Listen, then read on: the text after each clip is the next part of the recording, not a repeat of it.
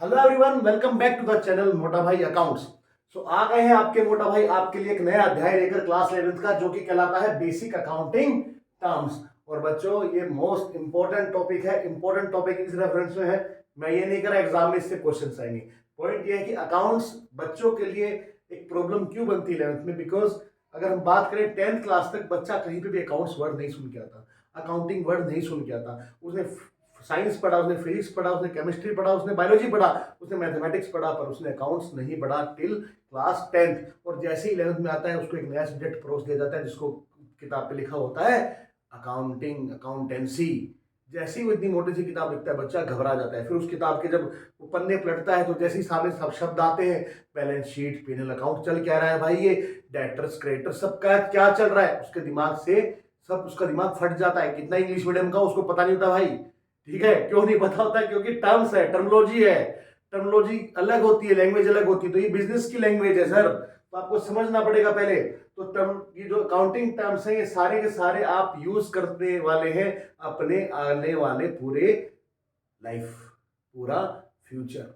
आप जब भी कॉमर्स में पढ़ाई करेंगे आपके सामने यही शब्द घूमेंगे। तो ये बेसिक अकाउंटिंग टर्म्स पढ़ना इसलिए हमारे लिए इंपॉर्टेंट हो जाता है। सबसे पहले बात करते हैं ट्रांजैक्शन। आपको कोई बोलेगा ट्रांजैक्शन, ट्रांजैक्शन का मतलब सर क्या होता है? ट्रांजैक्शन का मतलब क्या होता है? ट्रांजैक्शन का मतलब कोई भी इकोनॉमिक ट्रांजैक्शन, बिजनेस ट्रांजैक्शन जिसके अंदर कुछ मनी वैल्यू इन्वॉल्व हो, वो ट्रांजैक्शन कहलाएगा। क्या? जिसमें कोई मनी वैल्यू इन्वॉल्व हो, जो आपके बिजनेस की एसेट्स और लायबिलिटीज को इंपैक्ट कर सके, चेंज कर सके। आपके बिजनेस की कुछ एसेट लायबिलिटी स्टेटस को वो कुछ प्रभाव डाल सके, कोई कैश, आपके कैश बैलेंस को चेंज कर सके। तो बेसिकली आपके जो बिजनेस ट्रांजेक्शन होने चाहिए, जो इकोनॉमिक होने चाहिए, जिनमें मनी वैल्यू इन्वॉल्व हो, वही ट्रांजेक्शन कहलाते हैं। आपने कहीं जाके गप्पे मारे, ट्रांजेक्शन हुआ, कहीं जाके चाय पी के आगे, ट्रांजेक्शन नहीं हुआ। चलिए आगे बढ़ते हैं, ज्यादा टाइम वेस्ट नहीं करेंगे, फालतू टर्म्स में सिर्फ समझते जाएंगे धीरे धीरे। Capital, what do you mean by capital? यहाँ पर कैपिटल का मतलब राजधानी नहीं है।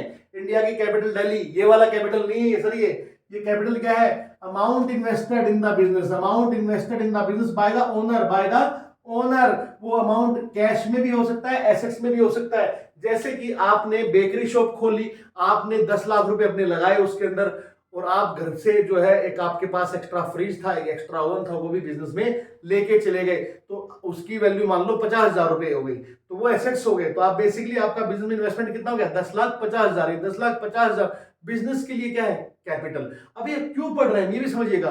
बिकॉज आप अकाउंटिंग करते हैं तो हमें सोचना है बिजनेस पॉइंट ऑफ व्यू से, क्योंकि अकाउंटिंग सेंस में बिजनेस और उसका जो ओनर होता है वो अलग अलग व्यक्ति है, वो सेपरेट पर्सन है, वो एक नहीं है। समझ में आई बात? बिजनेस और बिजनेसमैन जो है, they are not same person, they are treated as separate person from accounting point of view. तभी आपकी अकाउंटिंग हो पाएगी। और हम अकाउंटिंग कर रहे हैं बिजनेस की, तो हमें सोचना है बिजनेस पॉइंट ऑफ व्यू से। तो आप बिजनेस हो, ओनर ने जो पैसा लगाया आपके अंदर, वो आपके लिए क्या है? For you it is capital, for you it is capital. Then आता है drawings. What do you mean by drawings? आपकी बेकरी की शॉप थी, आपकी गर्लफ्रेंड का बर्थडे था, आपने अपनी बेकरी शॉप से केक उठाया, चॉकलेट उठाई, जेब में 2,000 रुपए भी डाल लिए, गले में से निकाल के कि भैया मूवी देखने दिखाएंगे गर्लफ्रेंड को, और चल दिए। ये जो आपने जो काम किया है ना, ये बहुत ही घटिया काम किया है। आपने क्या किया? आपने बिजनेस के अंदर से पैसा अपने पर्सनल यूज के लिए निकाल लिया। बिजनेस में वही गुड्स जो है पर्सनल यूज के लिए निकाल लिए, जो आपको अर्निंग देते, जो बिजनेस की अर्निंग कैपेसिटी बढ़ा रही थी, वो चीजें आपने निकाल ली है, जिससे कि बिजनेस आपको उसको और मल्टीप्लाई करके देता कैश के अंदर, प्रॉफिट के अंदर। ठीक है, तो वो चीजें आपने निकाल ली बिजनेस के अंदर से, वो गुड्स निकाल लिए, बिजनेस के अंदर से पैसा विड्रॉ कर लिया आपने, ये होता है। पर वो भी पर्सनल यूज के लिए, तो इसको बोलेंगे ड्राइंग्स। ये क्या कहलाएगी? ड्राइंग्स। ये ड्राइंग्स सर चित्रकारी नहीं है, पेंटिंग नहीं है। ये ड्राइंग्स का मतलब क्या होगा? समझ में आ गया होगा आपके कि आपने पर्सनल यूज के लिए दुकान से पैसा निकाला या गुड्स निकाला, उसको बोलेंगे ड्राइंग्स। फोर्थ पॉइंट आता है, फोर्थ टर्म आता है आपके पास अकाउंट। अकाउंट, आप सबका अकाउंट होगा, चाय की दुकान पे है, सबका अकाउंट होता है ना। बोले भैया मेरे अकाउंट में लिख देना। क्या है ये? वो अकाउंट है क्या? क्या ये वही अकाउंट है? यस, यस बेटा, ये वही अकाउंट है। अकाउंट का मतलब क्या होता है? आप सेम नेचर के ट्रांजैक्शन एक जगह को लिख रहे हो, उसको बोलते हैं अकाउंट। आप सेम नेचर के ट्रांजैक्शन एक जगह पे रिकॉर्ड कर रहे हो, उसको बोल रहे हो अकाउंट्स। आप मुझसे रिलेटेड ट्रांजैक्शन एक पेज पे रिकॉर्ड करते हो, जो अपना वो हो जाएगा आपका अकाउंट। अकाउंट जो होता है वो टी शेप होता है। इसकी एक साइड कहलाती है डेबिट साइड और एक साइड कहलाती है credit side. Right hand side कहलाएगी क्रेडिट साइड, मैं पूरा लिख देता हूं, क्रेडिट साइड। और लेफ्ट हैंड साइड कहलाएगी डेबिट साइड, ठीक है, टी शेप होता है ये, इधर भी अमाउंट का कॉलम आएगा और ये भी इधर भी अमाउंट का कॉलम आएगा, ठीक है। तो ये हो जाएगा आपका अकाउंट। देन आता है एक और नया टर्म हमारे लिए एसेट्स। बार बार आप बोल रहे हो सर एसेट्स, एसेट्स क्या है एसेट्स? पहले ये समझो, एसेट्स जो है बेनिफिट देते हैं फ्यूचर के अंदर, बिजनेस को बेनिफिट्स देते हैं। एसेट्स है क्या sir? Everything in possession, everything in possession of business, जो भी बिजनेस के कब्जे में है, प्रॉपर्टी, तो जो भी बिजनेस की property, including amount receivable from others, including the amount receivable from others. अगर आप किससे पैसा भी मांगते हो तो वो भी क्या है? आपकी एसेट है, क्योंकि आपके पास राइट है उससे पैसा रिकवर करने का। हाँ, अगर वो नालायक हुआ तो हो सकता है ना दे, वो बाद में बात करेंगे। There are three type of assets. Assets होते हैं तीन प्रकार की होती है। सबसे पहली अगर हम बात करें वो होती है करंट एसेट। क्या होती है? Current asset. करंट एसेट, ये लट्टू लग गया, ये लट्टू लग गया, ये करंट आ गया, क्या ये होता है करंट एसेट? नहीं सर। करंट एसेट का मतलब करंट मारना नहीं होता। करंट एसेट का मतलब होता है asset held for resale, held for resale, held for resale और conversion into cash, held for resale और conversion into cash within a short period, within 1 year. आप एक साल के भीतर भीतर इसको कैश में कन्वर्ट कर लोगे, वो कहलाएगा करंट एसेट। लट्टू अच्छा नहीं बना के? अच्छा कोई बात नहीं, मेरी ड्राइंग अच्छी नहीं बेटा, ठीक है। सो लगा दो होल्डर, लगा देता हूँ आपके लिए, मैं होल्डर लगा देता हूँ बेटे, होल्डर लगा देता हूँ। देखो होल्डर लगाएंगे, होल्डर लगाएंगे, और ये लट्टू। आजकल तो आपको पता ही नहीं होगा लट्टू होता क्या है? लट्टू क्या होता है? लट्टू क्या होता है? बल्ब। बल्ब आजकल कहाँ आते हैं? आप लोग एलईडी देख रहे हो ना, आजकल के बच्चे ने लट्टू देखे ही नहीं होंगे, ठीक है। हमारे जमाने में था बेटा ये लट्टू। तो हेल्ड फॉर रिसेल, तो करंट का एसेट का मतलब करंट आना नहीं है, करंट नहीं मारेंगे ये। These are held for resale purpose, these are held for conversion into cash, cash within a period of 1 year. Basically जब आपने इस एसेट को एक्वायर किया तब आपके दिमाग में उसको एक्विजिशन के पीछे की इंटेंशन क्या थी कि आप इसको नगद में, कैश में बदल दोगे with in a year. Example is stock, जैसे कि आपकी दुकान का स्टॉक। आपने बेकरी शॉप खोली, आपने केक बनाया या खरीद के लाए, आप बिस्किट खरीद लाए, ब्रेड खरीद लाए, क्यों खरीद लाए? उसको रखने के लिए, सजाने के लिए, उसको संदूक में बंद करके, तिजोरी में बंद करके गड्ढे में दबा देंगे सर। 10 साल बाद एक ब्रेड के पैकेट के 10 पैकेट हो जाएंगे, ऐसा थोड़ी हो जाएगा। उसको आप क्यों लाए हो? उसको आप लाए हो कैश में कन्वर्ट करने के लिए, बेचने के लिए, और बेच के पैसा लेने के लिए, ठीक है। देन दूसरा आता है नॉन करंट एसेट। सर ये सारे वो एसेट्स हैं जिनके अंदर बिजली ही नहीं है, जिनके अंदर बिजली ही नहीं है। अच्छा, बिल्कुल सही बात बेटे, इनके अंदर बिजली नहीं है, वेरी गुड। तो हम तो है ना, हम ज्ञानी है, हम ऐसी बातें करेंगे। नॉन करंट एसेट का मतलब ये एसेट्स करंट नहीं मारते सर, वेरी गुड, ये एसेट करंट नहीं मारते बेटा। These are not acquired with the intention to convert them into cash near future, within a near future, in near future। आपने इन एसेट्स को जब खरीदा तो इनको खरीदने के पीछे आपकी जो मंशा थी वो इनको कैश में कन्वर्ट करने की नहीं थी। You are not acquiring this to convert them into cash within a year, in near future, एक साल के भीतर आप इनको कैश में कन्वर्ट नहीं करने वाले थे। एग्जांपल हो गए fixed assets, non current investments. आपने किसी कंपनी के शेयर्स खरीद लिए, डिबेंचर्स खरीद लिए, मैं भारी भारी शब्द हो रहे हैं, कोई बात नहीं। आपने किसी कोई इन्वेस्टमेंट किया, एफडी करा दी बैंक में 5 साल के लिए, इन्वेस्टमेंट हो गया।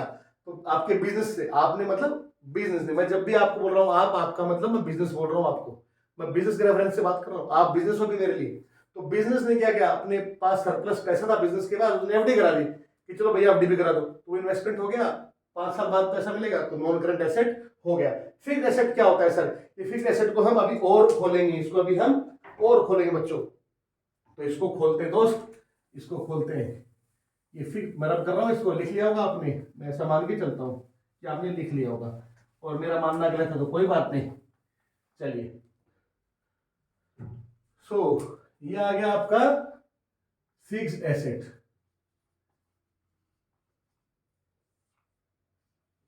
Fixed assets, these are held in the business, या मैं कहूं these are acquired, और these helps in increasing earning capacity of business, ठीक है। बिजनेस की अर्निंग कैपेसिटी को इंक्रीज करते हैं। फिक्स का मतलब ऐसा नहीं है कि ये ढांचा है, जैसे कि एक बिल्डिंग फिक्स होती है, जमीन के साथ फिक्स हो गई, फिक्स एसेट्स तो होती है वो, पर हर एसेट जरूरी नहीं है कि वैसे ही फिक्स हो। फिक्स होने का मतलब यहाँ पे आपके बिजनेस में कब तक स्टे कर रहा है उससे मतलब है। बेसिकली फिक्स का मतलब क्या है? Stay in your business for longer period, ज्यादा समय तक बिजनेस में रहते हैं ये, इसलिए इनको हम बोल रहे हैं फिक्स्ड एसेट्स। ठीक है, तो फिक्स्ड एसेट का मतलब कतई ये नहीं है, आप ये मत समझिएगा कि एक हार्ड स्ट्रक्चर है जो एक जगह फिक्स हो गया तो फिक्स ही रहेगा, ऐसा नहीं है। These are of two types, ये भी कितने प्रकार के होते हैं, ये भी कितने टाइप्स के होते हैं, दो तरह के होते हैं बेटे।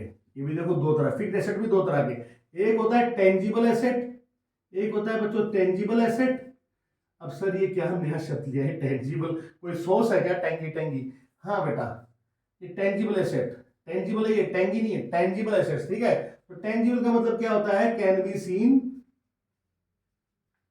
और टच्ड। ऐसी फिक्स्ड एसेट्स जिनको आप देख सकते हो, जिनको आप टच कर सकते हो, वो कहलाते हैं हमारे tangible fixed assets. Example, example बेटा हो जाएगा इसका मशीनरी, आपकी बिजनेस में कोई मशीन है, आपकी बिल्डिंग है, एक्सेट्रा। चलिए, जैसे कि आपकी बेकरी की शॉप थी, तो आपकी दुकान की बिल्डिंग आपने खरीद रखी होगी, तो खुद की आपकी अगर है, बिजनेस की है वो, तो वो फिक्स्ड एसेट हो गई दुकान की। उसके अलावा उसके अंदर फ्रिज रखा हुआ है, ओवन रखा हुआ है, फर्नीचर है, ये सब क्या है, फिक्स्ड एसेट्स है। ओके सर, आगे बढ़ते हैं।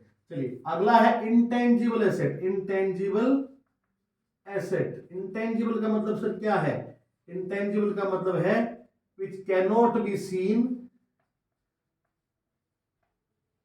और टच्ड। आप इनको देख नहीं सकते, इनको टच नहीं कर सकते। सर क्या बोल गए आप, बिजनेस की प्रॉपर्टी है, बिजनेस की उसके अंदर उसकी वैल्यू है, लेकिन हम उसको देख नहीं पा रहे, हम उसको टच नहीं कर पा रहे। मिस्टर इंडिया बने घूम रही है, क्या बने घूम रही है, मिस्टर इंडिया। क्या है, कैन नॉट बी सीन और टच का मतलब क्या हो गया, मिस्टर इंडिया। कौन है मिस्टर इंडिया? अगेन मेरा बहुत गंदा सा जोक, हमारे जमाने की एक मूवी है, उसका नाम है मिस्टर इंडिया, जिसमें कि अनिल कपूर साहब होते हैं, वो गायब हो जाते हैं। ठीक है, नहीं बेटा, ये मिस्टर इंडिया नहीं है, ये वो नहीं है। इसका मतलब क्या है, इसका मतलब ये है कि आप इनको फिजिकली नहीं देख सकते, इनके फिजिकल एग्जिस्टेंस नहीं है, but still they do exist in your business. Physically they don't exist but still they do exist. भूत है क्या सर ये? नहीं बेटा, वो भी नहीं है, ये है एसेट ही। कैसे है वो समझिएगा, एग्जाम्पल देता हूं मैं आपको। अगेन एग्जाम्पल बहुत है मेरे पास फालतू के, एग्जाम्पल देता हूं। जैसे कि आप जो है, आपकी बेकरी शॉप है, ठीक है, चलो सर बेकरी शॉप है, और आपने जो है बेकरी शॉप जब खोली, तो आपने देखा कि यार ये जो मेरा नाम जो लिखा हुआ है मोटा भाई bakery, it is not good, अच्छा नाम नहीं, कौन है, कोई जानेगा नहीं, क्या करें।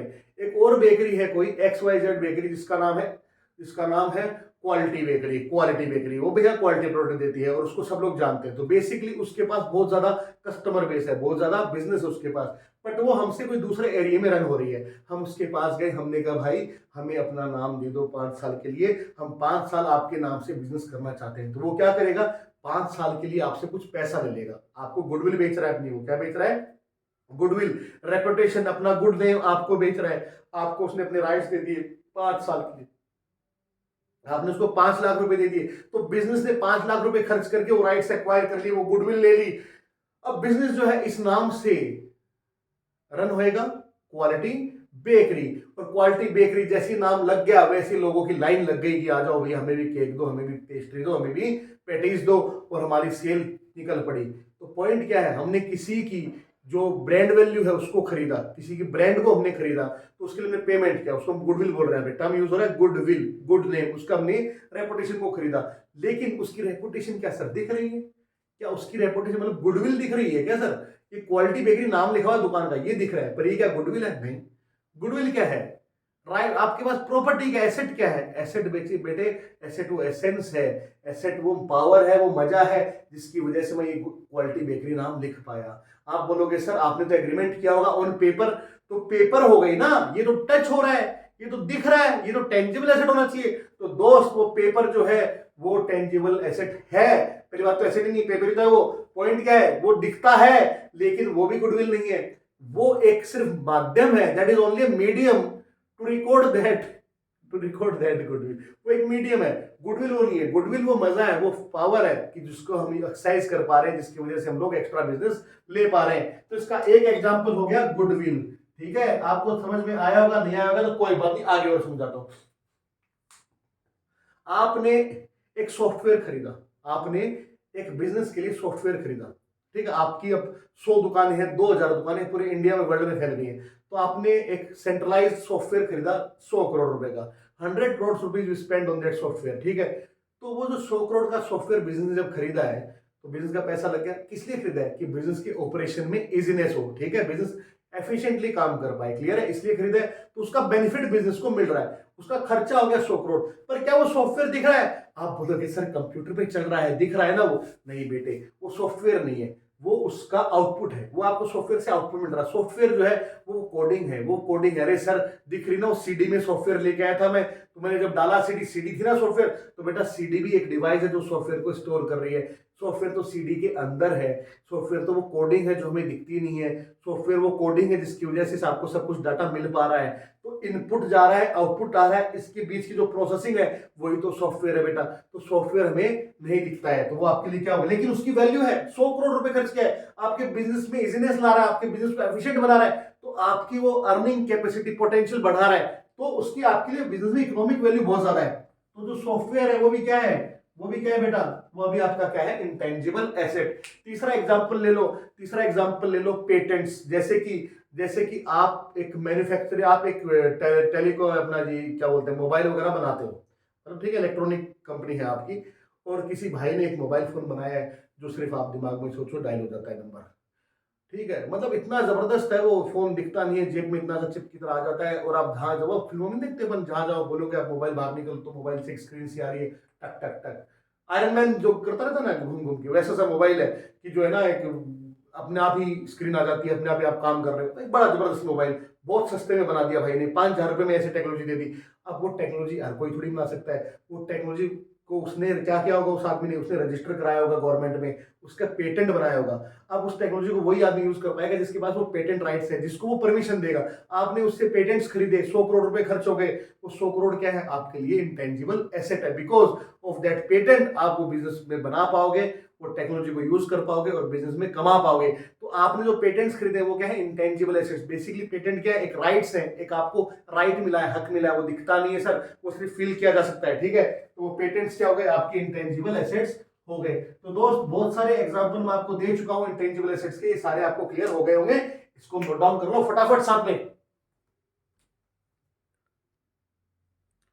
Now come to third type of asset, जो कि कहलाती है हमारी fictitious asset. Fictitious asset, fictitious asset. Sir ये फिक्टिशियस एसेट क्या है बेटा? ना ही तो ये टेंजिबल है, ना ही ये इंटेंजिबल है। सर क्या मतलब? दिखती भी नहीं है और दिखती है ऐसा भी नहीं है, तो क्या है सर ये? दीज आर बेटे बेसिकली लॉसेस। क्या है ये लॉसेस है। ज्यादा इस पे मैं आपको नहीं समझा पाऊंगा, मतलब बेसिकली भी नहीं समझाना चाहूंगा।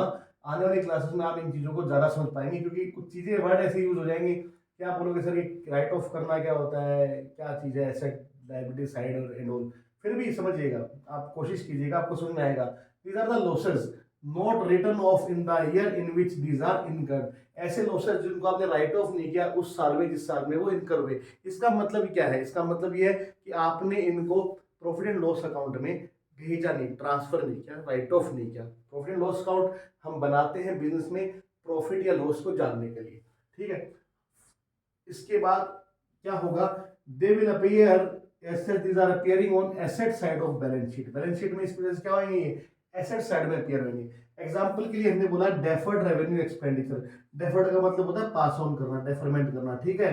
तो डेफर्ड रेवेन्यू एक्सपेंडिचर, इसका एक उदाहरण देता हूं। जैसे कि आपने किसी को एडवर्टाइजमेंट के लिए 5 लाख रुपए दे दिए। आपने किसी को, बेसिकली आपने एक बड़ी होर्डिंग लगाई अपने बिजनेस की, जहां पर आपने उसको 5 लाख रुपए दे दिए कि भैया 5 साल तक ये होर्डिंग मत हटाना, अपने इस जमीन पे लगे रहने देना। मतलब आपका बिजनेस था, कोई बिल्डिंग मान लो, उस बिल्डिंग के ऊपर आपने अपनी बिजनेस की होर्डिंग लगा दी, और उस बिल्डिंग का जो भी ओनर था उसको आपने 5 लाख रुपए दे दिए कि 5 साल तक ये होर्डिंग जो है यहीं लगी रहनी चाहिए। तो आपने 5 लाख रुपए दे दिए। इसका बेनिफिट कितने साल तक मिलेगा? 5 साल तक मिलेगा। बेनिफिट कितने साल तक मिलेगा? 5 साल तक। हम अकाउंटिंग जो करते हैं वो 1 साल की करते हैं, चीज समझिएगा। हम अकाउंटिंग जब करते हैं वो एक डेफिनेट पीरियड की करते हैं, वो पीरियड होता है 1 साल। हम अकाउंटिंग 1 साल की कर रहे हैं, हमने उसको पैसा दिया 5 साल का, तो बेसिकली वो खर्चा 5 साल का है। लेकिन जो करंट ईयर जिसकी हम अकाउंटिंग कर रहे हैं उसका खर्चा 5 लाख रुपए थोड़ी है। तो 1 साल का जो खर्चा है, 1 साल का जो एक्सपेंस है, जो खर्चा है, वो कितना हो रहा है? वो basically 5 lakh upon 5 equal to 1 lakh हो रहा है, ठीक है। तो ये 1 लाख रुपीज तो इस साल का खर्चा हो गया, समझ में आता है। लेकिन हम अकाउंटिंग इसकी करेंगे तो इसको हम क्या करेंगे, पीएनएल अकाउंट में भेज देंगे। तो प्रॉफिट एंड लॉस अकाउंट में वो एक्सपेंसेस भेजे जाएंगे जो उस ईयर से बिलोंग करते हैं जिसकी आप अकाउंटिंग कर रहे हो। बाकी 4 लाख रुपए कहाँ बच गए, तो बाकी 4 लाख रुपए जो है वो नहीं भेजेंगे हम, वो अभी नहीं भेजेंगे पीएनएल अकाउंट में। ये कहाँ शो होंगे, बैलेंस शीट में एसेट साइड में शो होंगे। ये कहलाते हैं डेफर्ड रेवेन्यू एक्सपेंडिचर। ये है हमारे फिक्टिशियस एसेट, ऐसे एसेट्स जिनकी एसेट्स कोई वैल्यू नहीं है, ये वो खर्चे हैं जो हो चुके हैं, लॉस है और इनको राइट ऑफ हमने नहीं किया है। बेसिकली होगा क्या, अब हर साल हम क्या करेंगे, 1-1 लाख रुपए पीएनएल अकाउंट में ट्रांसफर करते जाएंगे। हर साल जो अकाउंटिंग हम कर रहे हैं उस साल का खर्चा 1 लाख रुपए हम प्रॉफिट एंड लॉस अकाउंट में ट्रांसफर करते जाएंगे और ये अपने आप ही जाकर गायब हो जाएगा, ठीक है, राइट ऑफ हो जाएगा कंप्लीट। तो बेसिकली जो आपने राइट ऑफ नहीं किया ड्यूरिंग द ईयर एक्सपेंस और बैलेंस शीट में दिख रहा है एसेट साइड में, उसको बोलते हैं फिक्टिशियस एसेट्स। ऐसे एसेट्स ना टेंजिबल ना इंटेंजिबल, कुछ वैल्यू नहीं है सच, ठीक है, इनका कोई एसेट वो नहीं है कि आपको इनसे कुछ मिल जाएगा, कैश मिल जाएगा, कुछ भी है, खत्म कहानी इसकी। 6th हमारा टर्म आ जाता है, वो आ जाता है लायबिलिटी। लायबिलिटी का मतलब क्या है, लायबिलिटी का मतलब है जिम्मेदारी, ऑब्लिगेशंस, ये बिजनेस की ऑब्लिगेशंस, बिजनेस को जो पैसा पे ऑफ कर रहा है वो लायबिलिटी कहलाता है। अब पहले समझिएगा लायबिलिटी को 2 रेफरेंस से, एक तो इंटरनल लायबिलिटी और एक एक्सटर्नल लायबिलिटी। इंटरनल लायबिलिटी का मतलब देखो हमने क्या कहा था कि बिजनेस और बिजनेसमैन दोनों अलग अलग लोग, अलग अलग व्यक्ति हैं।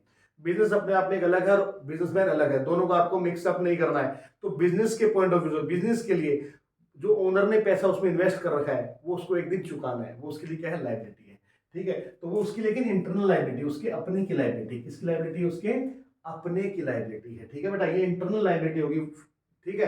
तो जो भी कैपिटल इन्वेस्टमेंट है वो बिजनेस के लिए इंटरनल लायबिलिटी कहलाएगी, ठीक है जी। एक्सटर्नल मतलब आउटसाइडर को, जो भी पैसा बिजनेस को ओनर के अलावा किसी को पे ऑफ करना है। ओनर के अलावा का मतलब समझिएगा, ओनर की अगर बीवी बच्चा या पति कुछ भी, ओनर अगर मेल है तो उसकी वाइफ, ओनर अगर फीमेल है तो उसका हस्बैंड, वो भी उसके बिजनेस के अपने नहीं है, वो भी आउटसाइडर क्रिएट होंगे। बिजनेस के लिए उसका अपना सिर्फ और सिर्फ उसका ओनर है, जो उसका मालिक है बिजनेस का, ठीक है। तो जो भी पैसा चुकाना है मालिक के अलावा किसी को, वो सब कहलाती है हमारी एक्सटर्नल लायबिलिटी। जैसे कि एग्जांपल ले लिया हमने बैंक लोन की, आपको बैंक को पैसा चुकाना है, पे ऑफ करना पड़ेगा फ्यूचर में, ठीक है।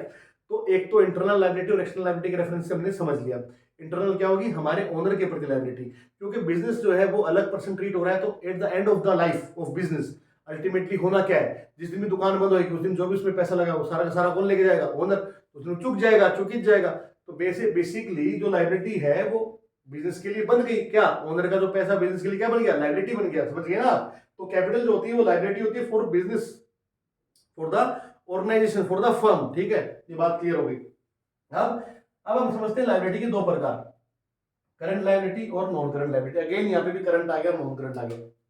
सिंपल है, करंट का मतलब है जिसको आपको नियर फ्यूचर में पे करना है, विद इन ईयर, 1 साल के भीतर जिनको पैसा चुकाना है उसको बोलते हैं करंट लायबिलिटी। इसका एग्जांपल है क्रेडिटर्स। इसका एग्जांपल क्या है, क्रेडिटर्स। अभी क्रेडिटर्स क्या होता है हम नेक्स्ट वीडियो में देखेंगे। इस वीडियो को मैं इसी टॉपिक के बाद खत्म करने वाला हूं, तो इसको नेक्स्ट वीडियो में देखेंगे क्रेडिटर क्या होता है, ठीक है। तो लेकिन एग्जांपल समझ लीजिएगा, बस याद रखिएगा, अगली वीडियो में आपको समझ में आ जाएगा, जिसको भी ध्यान नहीं है तो। To paid in near future, within year, अगर 1 साल के भीतर हमें पैसा चुकाना है तो हमारी करंट लायबिलिटी है। अगर ये पैसा हमें after a long period of time, basically 1 साल के बाद अगर पे ऑफ करना है तो वो हो जाती है हमारी नॉन करंट लायबिलिटी। जैसे कि बैंक लोन, बैंक से आपने लोन लिया 5 साल के लिए तो हो गई आपकी नॉन करंट लायबिलिटी। तो आई होप आपको सारी चीजें समझ में आ गई होंगी। तो नलायकों क्या करना है, अगर अच्छा लग रहा है वीडियो तो लाइक करो, लाइक ठोको, वीडियो को शेयर करो, चैनल को सब्सक्राइब करो, अपने दोस्तों से करवाओ और अपनी घंटी घंटी दबाना मत भूलना है ना, फर्दर नोटिफिकेशन आएगा उससे, ठीक है। समझते हो इतना कुछ, लाइक करना है, शेयर करना है, सब्सक्राइब करना है channel. Till then take care, bye bye.